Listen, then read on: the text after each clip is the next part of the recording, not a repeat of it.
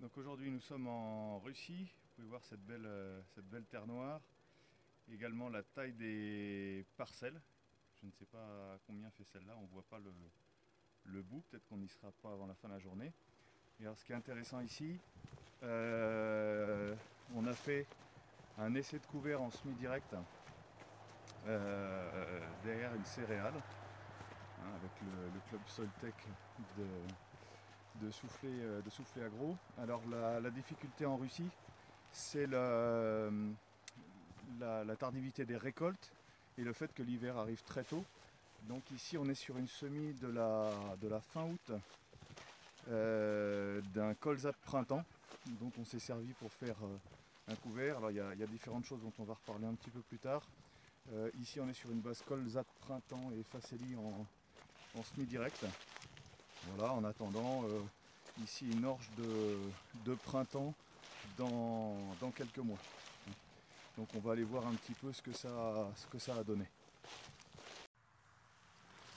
Alors on a tout d'abord ce colza de printemps qui a été utilisé comme couverture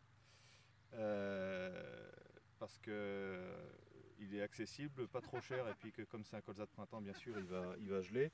Donc on voit une crucifère classique qui essaie de se débrouiller dans de la paille. Comme je disais, le semis a été relativement tardif. On est sur un semis de la fin août, puisque les moissons interviennent à partir du 15 août. On a des intercultures qui sont très très courtes. Et on a également le même problème qu'on peut rencontrer chez nous, les problèmes de répartition de paille. On voit que dès qu'on va avoir un petit peu trop de paille dans le sillon, eh bien, les plantes souffrent énormément, beaucoup. Et on voit que c'est beaucoup de paille qui a été ici inclus. Vous voyez, on a beaucoup de menu paille. Et bien entendu, les crucifères n'apprécient pas du tout. Ce qui nous donne un petit peu cet aspect mité, pas très régulier, qu'on peut observer ici. Alors, dans le mélange avec de la facélie, on a quelque chose de beaucoup plus intéressant, avec cet aspect couverture des sols de la facélie qui va bien recouvrir. On a une petite moutarde qui traîne ici. On a un sol qui est beaucoup mieux couvert. Donc ça, c'est déjà beaucoup plus intéressant. On est aussi sans doute sur une doublure d'azote, ce qui montre qu'on a, comme d'habitude aussi, un problème récurrent de fertilité pour aider ces couverts à démarrer.